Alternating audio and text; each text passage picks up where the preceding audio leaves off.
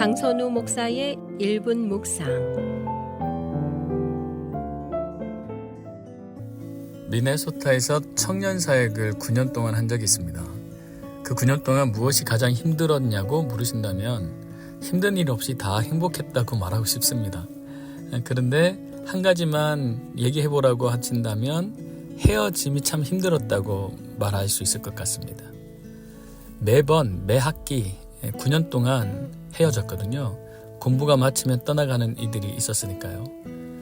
9년 동안 경험했던 일이라 익숙해질만도 했는데 헤어짐은 익숙해질 수 없는 그 무엇이라는 것을 알게 되었습니다. 늘 견뎌야만 하는 아픔. 사랑하는 사람과 헤어진다는 건 늘 그런 거겠죠. 근데 제자들과 예수님은 헤어지는 장면에서 조금 달랐습니다. 예수님이 승천해서 하늘로 올라가시는 것을 보는 제자들이요, 누가복음 24장에 이렇게 기록하더라고요. 큰 기쁨으로 예루살렘 성전으로 돌아와 하나님께 찬송하였다. 큰 기쁨으로 찬송하였다. 도대체 그들에게 무슨 일이 있었길래 헤어짐 앞에서 기쁨과 찬송을 할 수 있는가? 그것을 알 수 있는 클로는 사도행전에 있는 것 같습니다. 사도행전 1장에 보니까 예수님께서 승천하시기 전에 제자들과 40일 머무시고 나타나시고 하나님의 나라에 가르치셨다고 얘기하십니다. 하나님의 나라에 집중하면, 하나님의 나라를 갈망하면 예수님과의 헤어짐이 단순한 헤어짐이 아니라 기쁨과 찬송이 될 수 있다는 것을 보여줍니다. 그럼 하나님의 나라는 무엇인가? 이 질문이 생길 텐데 그 다음 클로는 두 번째 여기에 있습니다. 몇 날이 못되어 너희가 성령으로 세례를 받으리라. 성령이 너희에게 임하시면 너희가 권능을 받고 온 예루살렘과 온 유대와 사마리아와 땅 끝까지 이르러 내 증인이 되리라 말씀하십니다. 증인이 되리라 말씀하세요. 로이어가 아닙니다. 변호사가 아닙니다. 검사가 아닙니다. 판사가 아닙니다. 증인이 되리라 말씀하십니다. 예수님이 어떤 분이 있는지 잘 자료들을 수집해서 말을 잘하는 변호사가 아닙니다. 어떤 일을 판결해내는 판사도 아니었습니다. 증인입니다. 증인은 그저 보고 들은 대로 말하는 사람입니다. 무슨 증인인가? 그리스도의 증인입니다. 성령이 세례가 임하고 성령이 임하시면 증인이 될 거라고 말씀하십니다. 그건 약속입니다. 증인이 되어줘. 아니, 증인은 되고 싶다고 될 수 있는 게 아닙니다.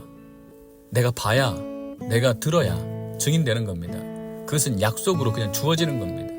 누구의 증인이라고요? 예수님의 증인입니다. 승천해 가시지만 제자들은 예수님을 계속 볼 수 있었고 들을 수 있었고 경험할 수 있었던 것입니다. 그래서 증인되는 삶을 살 수 있었던 것입니다. 그래서 이 약속은 성령이 임하시면 예수님은 늘 제자들과 함께 있게 될 거라고, 제자들이 예수님을 계속 경험하게 될 거라고 약속하신 것입니다. 이 약속 때문에 제자들은 예수님을 떠나보내지만 슬퍼하지 아니하고 오히려 기뻐하며 찬송할 수 있었던 것입니다. 더욱이 예수님은 육신을 가지신 분이셨기 때문에 시간과 공간의 제약을 받으셨습니다. 근데 성령이 임하시면 시간과 공간의 제약 없이 예수 그리스도를 경험할 수 있게 된다고 예수님이 약속하신 것입니다. 그러니 기뻐할 수밖에 없었던 것이죠. 성령으로 세례를 받으면 권능을 받게 되어서 예수님의 증인 된다고 말씀하셨는데, 이 권능은 하늘의 권능, 예수 그리스도의 권능, 능력입니다. 내 삶이 나의 능력으로 살아가는 삶이 더 이상 아니고 내 삶이 하나님의 능력으로 살아가는 삶이 된다는 것입니다. 그 말은 다시 얘기하면 하나님의 통치, 하나님의 뜻이 이루어지는, 하나님의 능력이 실현되어지는 나라에 살게 된다는 것입니다. 그것이 바로 하나님의 나라입니다. 계속해서 예수 그리스도께서 내 안에 살아 그분의 능력으로 나타나시고 나는 그분을 목격하게 되는, 증인되는 삶을 살아가는 것, 하나님의 나라의 통치 가운데 살아가는 것, 그것이 하나님 나라의 특징입니다. 그것을 가르치셨습니다. 그래서 예수님을 떠나가시는 그 장면에서도 제자들은 조금도 슬퍼하거나 두려워하지 않을 수 있었던 것입니다. 사랑하는 성도 여러분, 부활절이 지났습니다. 그리고 5월 19일에 성령 강림절 오순절이 돌아옵니다. 성령의 세례를 기다려보면 좋겠습니다. 성령의 세례가 무엇인지 신학적으로 따지지 않아도 됩니다. 잘 몰라도 괜찮습니다. 제자들도 성령의 세례 받는 것이 무엇인지 모르는 상태였을 것입니다. 그런데 그냥 체험한 것입니다. 성령이 임하시는 것을 체험한 것입니다.